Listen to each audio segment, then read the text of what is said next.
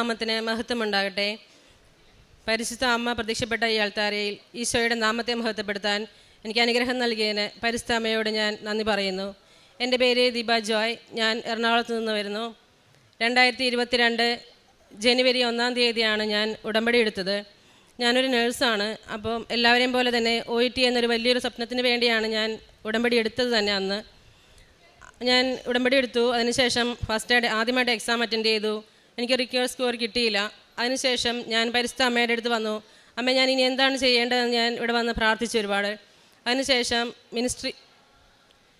Ministry of ഹെൽത്തിൽ exam വരികയും ഞാൻ ആ എക്സാം അറ്റൻഡ് ചെയ്യാൻ പോവുകയും ചെയ്തു. പക്ഷേ പഠിച്ചിട്ട് 8-9 വർഷത്തോളം കഴിഞ്ഞ് എനിക്ക് തിയറിയുമായിട്ട് വലിയ കണക്ഷനൊന്നും ഉണ്ടായിരുന്നില്ല. ഉടമ്പടി കയ്യിലുണ്ടല്ലോ എന്നുള്ള ധൈര്യത്തിൽ മാത്രമാണ് ഞാൻ എക്സാം എഴുതാൻ പോയതും. പരിശുദ്ധ അമ്മയുടെ കാശുരൂപം മാത്രമാണ് അന്ന് എൻ്റെ കയ്യിലുണ്ടായതും. എല്ലാവർക്കും അറിയാവുന്നതുപോലെ തന്നെ 20 മാർക്കിൻ്റെ എക്സാം 17 മാർക്കാണ് പാസ് മാർക്ക്. പക്ഷേ ആ എക്സാം ഷീറ്റ് കൈ കിട്ടി എനിക്ക് അതിലൊരു ആൻസർ പോലും എനിക്ക് അറിയില്ലായിരുന്നു. അതെല്ലാം മൾട്ടിപ്പിൾ ചോയ്സ് ക്വസ്റ്റ്യൻ ആയിരുന്നു. ഞാൻ ഉടമ്പടി കാശുരൂപം ചേർത്ത് പിടിച്ച് ഞാൻ ഓരോ എക്സാമിന് ഓരോ ക്വസ്റ്റ്യൻ ഞാൻ അറ്റൻഡ് ചെയ്തു. 17 മാർക്ക് പാസ് മാർക്ക് വെച്ചിട്ട് 17 മാർക്കില്ലാത്ത ഓരോരുത്തരും ഔട്ടായി തുടങ്ങി. പക്ഷേ വലിയൊരു പരിശുദ്ധ അമ്മയുടെ വലിയൊരു സംരക്ഷണമാണ് എനിക്ക് അവിടെ ലഭിച്ചത്.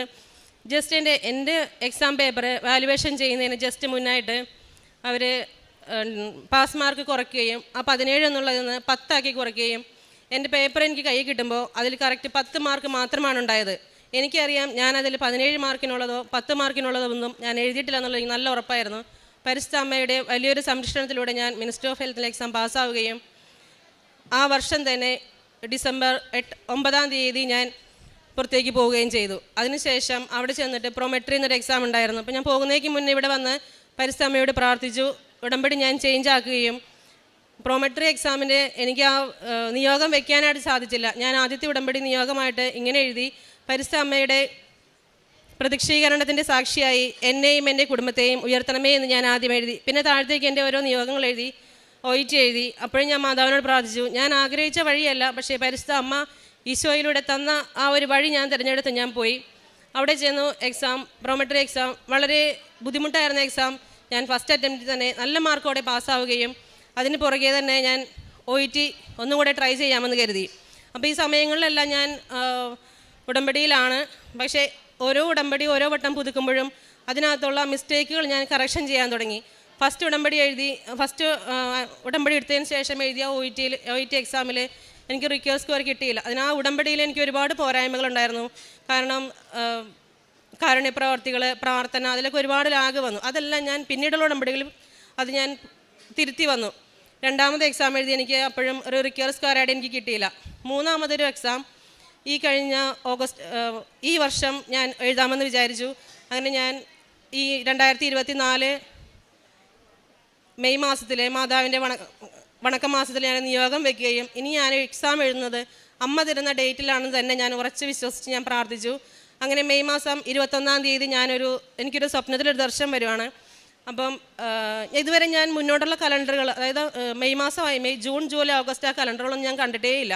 അപ്പം ഞാനൊരു സ്വപ്നം കാണുക, ഒരു മാസം ആ മന്ത് സ്റ്റാർട്ട് ചെയ്യുന്നത് ഒരു വ്യാഴാഴ്ചയാണ്.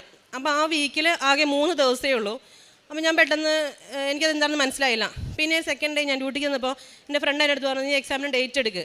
അപ്പം ഞാൻ ഡേറ്റ് എടുക്കാനൊരു ഡേറ്റ് നോക്കി, കലണ്ടർ നോക്കി കഴിഞ്ഞപ്പോൾ ആ കറക്റ്റ് ഡേറ്റ് ഞാൻ സ്വപ്നത്തിൽ കണ്ട ഡേറ്റ്, അതായത് വ്യാഴാഴ്ച സ്റ്റാർട്ട് ചെയ്തു, 3-ാം തീയതി ശനിയാഴ്ച, 3 എന്നുള്ള ഡേറ്റിൽ ഇങ്ങനെ റൗണ്ട് ചെയ്താണ് ഞാൻ സ്വപ്നം കണ്ടത്. ആ കറക്റ്റ് ആ 3-ാം തീയതി ഞാൻ പോയി ഡേറ്റ് എടുത്തു.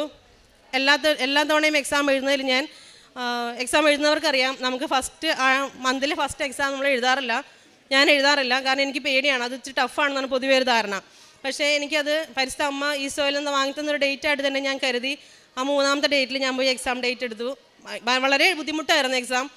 ഞാൻ എക്സാം നന്നായിട്ട് പ്രാർത്ഥിച്ചു, പഠിക്കുന്നതിനേക്കാൾ ഉപരി ഞാൻ പ്രാർത്ഥിച്ചു. പിന്നെ ഉടമ്പടിയിലാണല്ലോ എന്നുള്ളൊരു വിശ്വാസത്തിലാണ് ഞാൻ എക്സാം എഴുതാൻ പോയത് തന്നെ.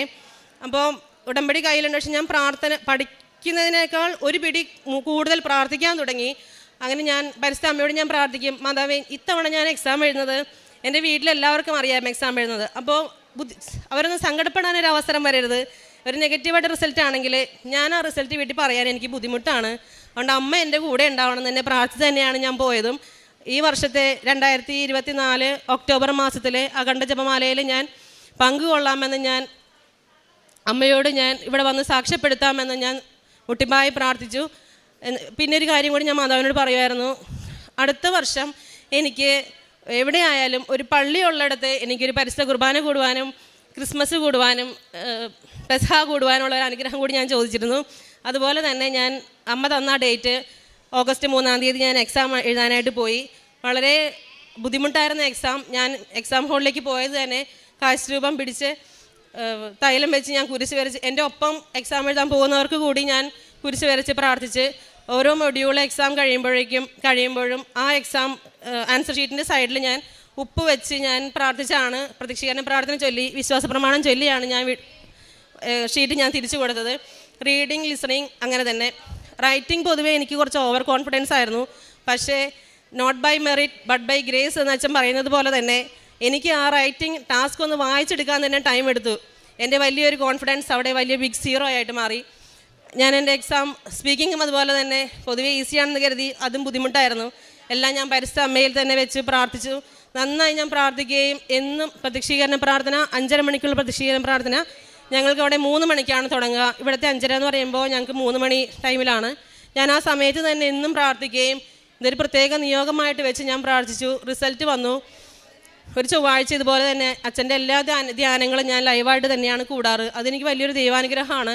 ഇതുവരെ എനിക്ക് അതിനൊരു മുടക്കം വന്നിട്ടില്ല എന്നുള്ളതാണ് ഏറ്റവും വലിയ അനുഗ്രഹം. ആ ധ്യാനത്തിൻ്റെ ഇടയ്ക്ക് റിസൾട്ട് വന്നു. റിസൾട്ട് ഞാൻ പ്രതീക്ഷിച്ചതിനേക്കാൾ കൂടുതൽ എനിക്ക് 4 മൊഡ്യൂളിനും B ഗ്രേഡ് തന്നാണ് പരിശുദ്ധ അമ്മ എന്നെ അനുഗ്രഹിച്ചത്. ഈ വലിയൊരു അനുഗ്രഹത്തിന് ഞാൻ 1000 നന്ദി പറയുന്നു. അപ്പം ഞാൻ ഉടമ്പടിയിലാണെന്നും ഞാൻ ഉടമ്പടി ചെയ്യുന്ന ഒരാളാണെന്നും എൻ്റെ ഫ്രണ്ട്സിനും എൻ്റെ കൂടെ വർക്ക് ചെയ്യുന്നവർക്കും മുന്നേ വർക്ക് ചെയ്തവർക്കും എല്ലാവർക്കും അറിയാം. അപ്പം ഞാൻ പരിശുദ്ധ അമ്മയോട് പ്രാർത്ഥിക്കും, മാതാവേ അവരുടെയൊക്കെ മുൻപിൽ എൻ്റെ വിശ്വാസം ചോദ്യം ചെയ്യപ്പെടാനൊരവസ്ഥ വരരുത്. അതിനെനിക്ക് ഉത്തരവില്ല പറയാനായിട്ട്. അപ്പം ആ ഒരു വലിയൊരു പ്രാർത്ഥന പരിശുദ്ധ അമ്മ ഈശോയിൽ നിന്ന് വർഷങ്ങളായിട്ട് 2022 ഞാൻ ഉടമ്പടിയിൽ വെച്ച നിയോഗമാണ്. അത് നമ്മൾ ആഗ്രഹിക്കുന്ന സമയത്തല്ല, എപ്പോഴാണോ നമ്മുടെ ജീവിതത്തിൽ ഈ ഒരു സംഭവത്തിന് ആവശ്യമുള്ളത് ആ സമയത്ത് പരിശുദ്ധ അമ്മ തന്നു. കാരണം ഞാൻ ആദ്യം OIT എഴുതിയപ്പോൾ എനിക്ക് മിനിസ്ട്രി ഓഫ് ഹെൽത്തിൽ ജോലി കിട്ടി. ആ ഒരു 2 വർഷക്കാലം എന്നെ ഫിനാൻഷ്യലി സ്റ്റേബിൾ ആക്കാനാണ് പരിശുദ്ധ അമ്മ എന്നെ അങ്ങോട്ട് വിട്ടതെന്ന് എനിക്ക് നന്നായിട്ട് അറിയാം. ഇത്രയും വലിയ അനുഗ്രഹം തന്ന ഈശോയ്ക്കും പരിശുദ്ധ അമ്മയ്ക്കും 1000 നന്ദി. രണ്ടാമത് എൻ്റെ ഇളയ കുഞ്ഞിന് ഞാൻ പുറത്തേക്ക് പോകുന്നതിന് മുന്നേ 1 മാസമായിട്ട് കണ്ടിന്യൂസ് ഫീവറായിരുന്നു. അപ്പം ഡോക്ടേഴ്സിനെ കാണിച്ചു. ഞാൻ സ്ഥിരം കാണിക്കുന്ന ഡോക്ടേഴ്സ് ഉണ്ട്, അവരെയൊക്കെ ഞാൻ കാണിച്ചപ്പോഴും ബ്ലഡ് ടെസ്റ്റ് ചെയ്യുന്നതിലോ ഒന്നിലും ഒരു കുഴപ്പങ്ങളുമില്ല. പക്ഷേ കുഞ്ഞിന് പനി മാറുന്നില്ല. അപ്പം ഞാൻ പോകുന്നതിന് മുന്നേ ഞാനിവിടെ വന്നു. കുഞ്ഞിന് പനി മാറാതായപ്പോൾ ഞാൻ ഒന്നുകൂടി ഇവിടെ വന്നു, ഉടമ്പടി പുതുക്കി. ഞാൻ അതിലാദ്യ നിയോഗം തന്നെ പരിശുദ്ധ അമ്മയുടെ പ്രതീക്ഷീകരണത്തിൻ്റെ സാക്ഷിയാക്കി എൻ്റെ മോനെ മാറ്റണമേ എന്ന് ഞാൻ പ്രാർത്ഥിച്ചു, നിയോഗം വെച്ചു. അതിനുശേഷം ഞാൻ വീട്ടിൽ ചെന്നു. ആ സെയിം കൊടുത്തുകൊണ്ടിരിക്കുന്ന അതേ മെഡിസിനാണ് ഞാൻ കൊടുത്തത്. പക്ഷേ അതിനകത്ത് ഞാൻ ഇവിടെ നിന്ന് ഞാൻ വാങ്ങിച്ചുകൊണ്ട് പോയ തേൻ ചേർത്താണ് ഞാൻ കൊടുത്തത്. അതിനുശേഷം കുഞ്ഞിന് പനിയോ അങ്ങനെ വലിയ ബുദ്ധിമുട്ടുകളൊന്നും വന്നിട്ടില്ല.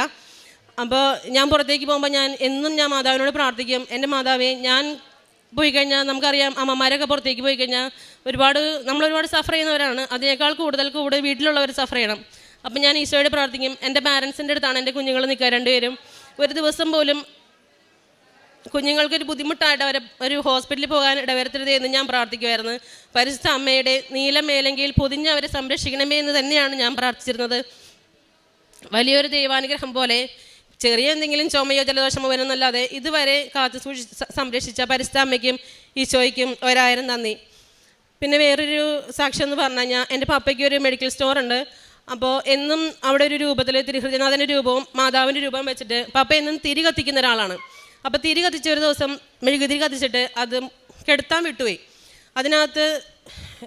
അതിനുശേഷം കുറച്ച് നേരം കഴിഞ്ഞപ്പം നോക്കുമ്പം പുക ഉയർന്ന് ഭയങ്കരമായിട്ട്. അപ്പോൾ എല്ലാവരും കൂടി വന്ന് അത് കെടുത്തി. അതിനകത്ത് അത് തീ കത്തിച്ച് നശിച്ചിരുന്നെങ്കിൽ ലക്ഷങ്ങളുടെ നഷ്ടം പപ്പയ്ക്ക് ഉണ്ടാവുമായിരുന്നു. ഞാൻ എന്നും പ്രാർത്ഥിക്കുമ്പോൾ ദൈവത്തിനോട് ഇങ്ങനെയാണ് പ്രാർത്ഥിക്കുക, എൻ്റെ ദൈവമേ, ഞാൻ നടക്കേണ്ട വഴികളിൽ എൻ്റെ മക്കളുടെ കൂടെ കൊണ്ടു നടക്കുന്നത് എൻ്റെ പപ്പയും എൻ്റെ അമ്മയും, എക്സ്പെഷ്യലി മൈ ബ്രദർ. അപ്പോൾ ഇവരെല്ലാം ഞാൻ പ്രത്യേകം സംരക്ഷിക്കുമായിരുന്നു. അപ്പോൾ ആ ഒരു വലിയൊരു അപകടത്തിൽ നിന്ന് ഈശോ എൻ്റെ അപ്പയ്ക്കും അമ്മയ്ക്കും ഒരുപാട് അനുഗ്രഹങ്ങൾ നൽകി. പിന്നെ മൂന്നാമതൊരു സാക്ഷ്യം എന്ന് പറഞ്ഞു കഴിഞ്ഞാൽ എൻ്റെ അമ്മയുടെ കാലിലൊരു നീര് വന്നിട്ട് ഞാൻ നാട്ടിലില്ല സമയത്ത്. അപ്പോൾ ഇന്നും ഇവർ നാട്ടിലെ ഒരു ഹോസ്പിറ്റലിലേക്ക് കാണിച്ചു. ഡോക്ടേഴ്സ് പറഞ്ഞു കുഴപ്പമൊന്നുമില്ല, അത് നടന്നതിൻ്റെയാണെന്നൊക്കെ പറഞ്ഞ് വിട്ടു. അപ്പോൾ കാലിൽ നീര് ഇതൊക്കെ കുറയുന്നില്ല. ഞാൻ എന്നും പ്രാർത്ഥിക്കുന്നുണ്ട് മാതാവിൻ്റെ അടുത്ത്, മാതാവ് അസുഖങ്ങളൊന്നും വരത്തരുത് ആർക്കും എന്ന് ഞാൻ പ്രാർത്ഥിക്കാറ്. അപ്പം ഞാൻ എന്നിട്ട് ഒരു ദിവസം മാറാതെ ആയപ്പോൾ എൻ്റെ കാലിൽ, അമ്മയുടെ കാലിൽ എവിടെയാണോ നീരുള്ളത് അവിടെ ഞാൻ തൈലം പൂശി പ്രാർത്ഥിക്കുകയും അതിനുശേഷം അമ്മയ്ക്ക് ആ ബുദ്ധിമുട്ട് 3-4 മാസമായിട്ട് അമ്മയെ സഫർ ചെയ്തിരുന്ന ആ നീര് മാറുകയും ചെയ്തു. ഇത്രയും വലിയ അനുഗ്രഹം തന്ന പരിശുദ്ധ അമ്മയ്ക്കും ഈശോയ്ക്കും 1000 നന്ദി. പിന്നെ കാരുണ്യ പ്രവർത്തികളെന്ന് പറഞ്ഞാൽ ഞാൻ ചെയ്യുന്നത്, മുമ്പ് ഞാൻ നാട്ടിൽ നിൽക്കുന്ന സമയത്ത് കാരുണ്യ പ്രവർത്തികൾ എനിക്ക് ചെയ്യാനുള്ള സാഹചര്യമില്ല. ഞാനിവിടെ കൃപാസനത്തിൽ വരുന്നത് തന്നെ കുറച്ച്, ഞാൻ എറണാകുളത്ത് നിന്നാണ് വരിക. അപ്പോൾ എൻ്റെ സൗകര്യത്തിന് ഞാൻ വന്നു പോകും. പിന്നെ കൃപാസനത്തിൽ നമുക്ക് എല്ലാവർക്കും അറിയാവുന്നതുപോലെ തന്നെ പൈസയ്ക്കൊന്നും വലിയ ആവശ്യം, നമുക്ക് ചിലവ് വരുന്നില്ല ഇവിടെ. പിന്നെ അപ്പോൾ ഞാൻ കാരുണ്യ പ്രവർത്തികൾക്ക് എനിക്ക് വലിയ സാഹചര്യങ്ങളില്ലാന്ന്. അപ്പം ഞാനത് ഇപ്പം ഞാൻ കാരുണ്യ പ്രവർത്തികളായിട്ട് ചെയ്യുന്നത്, എനിക്ക് എല്ലാ മന്തിലും വരുന്ന സാലറിയിൽ നിന്ന് ഞാനൊരു വിഹിതം പരിശുദ്ധ അമ്മയ്ക്കും ഈശോയ്ക്കും പ്രാർത്ഥിച്ച് ഞാൻ എൻ്റെ അടുത്ത ഇടവകയിലുള്ള അച്ഛന് കൊടുക്കും. അപ്പം അച്ഛനാണത്, അച്ഛൻ്റെ അടുത്ത് വരുന്ന ഏറ്റവും അർഹമെന്ന് കാണുന്ന ആൾക്ക് അച്ഛനോട് ഞാൻ കൊടുക്കാൻ പറഞ്ഞ് ഏൽപ്പിക്കുകയാണ് ചെയ്യുക. അപ്പം അച്ഛനോട് ഞാനൊരു കാര്യം പറയും, അച്ഛൻ തന്നെ പറയണം ഇത് കൃപാസനത്തിൽ ഉടമ്പടി എടുത്തിട്ട് ആ ഉടമ്പടിയിൽ ചെയ്യുന്ന കാരുണ്യ പ്രവർത്തികളുടെ ഭാഗമായിട്ട് ചെയ്യുന്നതാണെന്ന് അച്ഛൻ പറയണമെന്ന് ഞാൻ പ്രത്യേകം പറയും. അച്ഛൻ അതുപോലെ തന്നെ പറയുകയും ചെയ്യുന്നു. പിന്നെ കാരുണ്യ പ്രവർത്തി എന്ന് പറഞ്ഞു കഴിഞ്ഞാൽ നമ്മൾ മിനിസ്ട്രിയിൽ വർക്ക് ചെയ്യുമ്പോൾ നമുക്ക് അവിടെ ഫുഡ് അവർ വെച്ച് തരുന്നത് കൂടാതെ കുക്ക് ചെയ്ത് കഴിക്കാനുള്ള ഫുഡും കൂടെയൊക്കെ തരും അവർ. അപ്പോൾ അത് ഞാൻ എപ്പോഴും, ഒരു നേരത്തെ ആഹാരം പോലും കിട്ടാൻ വകയില്ലാത്ത ഒരുപാട് ആളുകൾ പുറമേ താമസിക്കുന്നവരുണ്ട്. ഇപ്പോൾ എല്ലാവരും നോക്കുമ്പോൾ നമ്മൾ പുറത്ത് വർക്ക് ചെയ്യുന്നവരാണ്.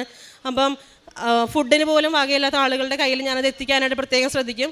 പുറത്ത് താമസിക്കുന്നവരെ ഞാൻ കൊടുത്തു വിടാറാണ് പതിവ്. പിന്നെ എൻ്റെ ആത്മീയ ജീവിതത്തിലുണ്ടായ വളർച്ചയെന്ന് പറഞ്ഞു കഴിഞ്ഞാൽ, ഞാൻ കുഞ്ഞുനാളിൽ ഒരുപാട് പ്രാർത്ഥിക്കുകയും വിശ്വാസികളുടെ ഒരു വീട്ടിൽ തന്നെയാണ് ഞാൻ വളർന്നു വന്നത്. പക്ഷേ എൻ്റെ വിവാഹത്തിന് ശേഷം വന്നു കഴിഞ്ഞാൽ ഒരുപാട് ചേഞ്ചസ് എന്ന് പറഞ്ഞു കഴിഞ്ഞാൽ, ഒരു കുടുംബ പ്രാർത്ഥന പോലും ഇല്ലാതെ ഒരിടത്താണ് ഞാൻ ചെന്നുപെട്ടത്. അത് എൻ്റെ ദൈവവിശ്വാസം എന്നിൽ നിന്ന് എനിക്ക് കൈമോശം വന്നു. അത് പിന്നീട് ഇവിടെ വന്ന് ഉടമ്പടിയിലായതിനു ശേഷമാണ് പരിശുദ്ധ അമ്മ പിന്നീട് എന്നെ അത് ഈശോയിലേക്ക് അടുപ്പിച്ചത്. എൻ്റെ സത്യം പറഞ്ഞു കഴിഞ്ഞാൽ എൻ്റെ 7 വർഷത്തെ വിവാഹ ജീവിതം തന്നെയാണ് എന്നെ കൃപാസനത്തിൻ്റെ വാതിക്കലെത്തിച്ചതും.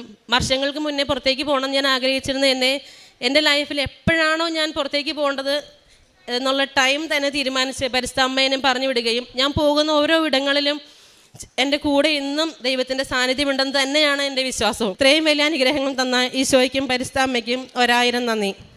വിശുദ്ധ ഗ്രന്ഥത്തിൽ എഫേസ്യർക്കാർക്കുള്ള ലേഖനം 5-ാം അധ്യായം 10-ാം തിരുവചനം അരുളി ചെയ്യുന്നു, കർത്താവിന് പ്രസാദകരമായിട്ടുള്ളവ എന്തെന്ന് വിവേചിച്ചറിയുവീൻ. പ്രകാശത്തിൻ്റെ മക്കളെ പോലെ വ്യാപരിക്കുവാനും പ്രകാശത്തിൻ്റെ ഫലം സകല നന്മയിലും നീതിയിലും സത്യത്തിലുമാണെന്നും കർത്താവിന് പ്രതീകരമായവ എന്തെന്ന് വിവേചിച്ചറിയുവാനുമൊക്കെ വചനം നമ്മോട് അരുളി ചെയ്യുമ്പോൾ, തനിക്ക് തൻ്റെ ഉടമ്പടി ജീവിതത്തിലൂടെ തനിക്ക് നഷ്ടപ്പെട്ട തൻ്റെ വിശ്വാസ ജീവിതം, കൂദാശ ജീവിതം, അതായത് അതിന് ഒരു തീഷ്ണത ഇല്ലായിരുന്നു, ഒരു മന്ദോഷ്ണതയിലായിരുന്നു. ആ ഒരു അവസ്ഥയിൽ നിന്ന് വെളിപാടിൻ്റെ പുസ്തകത്തിൽ നാം കേൾക്കുന്ന തിരുവചനം പോലെ പിന്നീട് ഈ മകള് എങ്ങനെയാണ് തനിക്ക് നീ ചൂടോ തണുപ്പോ ഇല്ലാത്തവനാകിയാൽ നിന്നെ എൻ്റെ വായിൽ നിന്ന് തുപ്പിക്കളയും എന്നാണ് തിരുവചനം വെളിപാടിൻ്റെ പുസ്തകത്തിൽ അരുളി ചെയ്യുന്നത്. ഇവിടെ ഉടമ്പടി എടുക്കുമ്പോൾ നമുക്ക് ബോധ്യങ്ങൾ കിട്ടുകയാണ്, നാം ഏത് രീതിയിൽ ജീവിച്ചിരുന്നവരാണ്, ഇന്നിപ്പോൾ നമ്മുടെ അവസ്ഥ എന്താണ്, എങ്ങനെ ഇനി ഞാൻ മാറണം. ഇത് വ്യക്തികൾക്ക് കിട്ടുന്ന ഏറ്റവും നല്ല അല്ലെങ്കിൽ ഏറ്റവും ഫലപ്രദമായ ഒരു ഉൾക്കാഴ്ച തന്നെയാണ്. അങ്ങനെ ഇന്ന് കർത്താവിന് പ്രസാദകരമായിട്ടുള്ളവ എന്തെന്ന് വിവേചിച്ചറിയുവാനായിട്ട് ഉടമ്പടി ദീപ ജോയിയെ സഹായിച്ചു. തനിക്ക് തൻ്റെ ജീവിതത്തിൽ കിട്ടിയ ഒത്തിരിയേറെ അനുഗ്രഹങ്ങളൊക്കെ ഈ മകൾ ഇവിടെ പറഞ്ഞു. തൻ്റെ OET എക്സാം അതിനാദ്യം അറ്റൻഡ് ചെയ്തിട്ട് അത് കിട്ടിയില്ല. പിന്നീടാണ് ഇവിടെ വന്ന് ഉടമ്പടി എടുക്കുകയും പിന്നീട് വേറൊരു വഴിയാണ് പരിശുദ്ധ അമ്മയുടെ മധ്യസ്ഥതയിൽ ഈശോ ഈ മകൾക്ക് തുറന്നു കൊടുത്തത്. താൻ ഉദ്ദേശിച്ച വഴിയല്ല. അങ്ങനെ മിനിസ്ട്രിയിൽ ജോലി ലഭിക്കുന്നു. പിന്നീടാണ് OET ഒക്കെ പാസ്സാകുന്നതും. അങ്ങനെ ഇന്ന് തനിക്ക് തൻ്റെ ജീവിതത്തിൽ ഇവിടെ വന്ന് തനിക്ക് സാക്ഷ്യം പറയണം. സാക്ഷ്യം പറഞ്ഞിട്ടാണ് ഇനി തൻ്റെ OETയുടെ പ്രോസസ്സ്, അതായത് ഓൾറെഡി മിനിസ്ട്രിയിൽ വർക്ക് ചെയ്യുന്ന വ്യക്തിയാണ്, ഇനി യൂറോപ്യൻ കൺട്രിയിലേക്ക് പോകാനുള്ള തൻ്റെ പ്രോസസ്സൊക്കെ തുടങ്ങാൻ വേണ്ടിയിട്ട് ഇവിടെ വന്ന് സാക്ഷ്യം പറഞ്ഞ് അമ്മയ്ക്കും ഈശോയ്ക്കും നന്ദി പറഞ്ഞിട്ട് ഞാൻ പോകുന്നുള്ളൂ.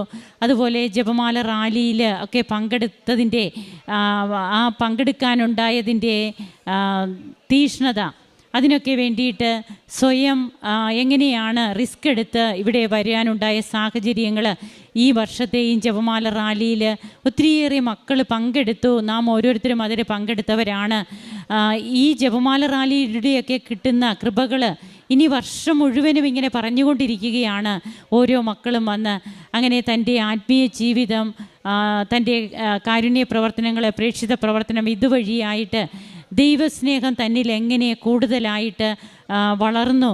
എൻ്റെ ജീവിതത്തിൽ എനിക്കുണ്ടായ തകർച്ചകളാണ്, അതായത് വിവാഹത്തിന് ശേഷം തൻ്റെ ജീവിതത്തിൽ വന്ന കുറച്ച് പ്രതിസന്ധികൾ അല്ലെങ്കിൽ ആ സാഹചര്യങ്ങൾ അത് തന്നെ കൃപാസനത്തിൽ കൊണ്ടുവന്ന് എത്തിച്ചു. അപ്പോൾ പ്രതിസന്ധികൾ ഒരിക്കലും പ്രതിസന്ധികളല്ല, അവ കൃപയാക്കി നമുക്ക് മാറ്റുവാൻ കഴിയും നാം ഈ ആലയത്തിലേക്ക് കടന്നു വരുമ്പോഴെന്നുള്ളതാണ്.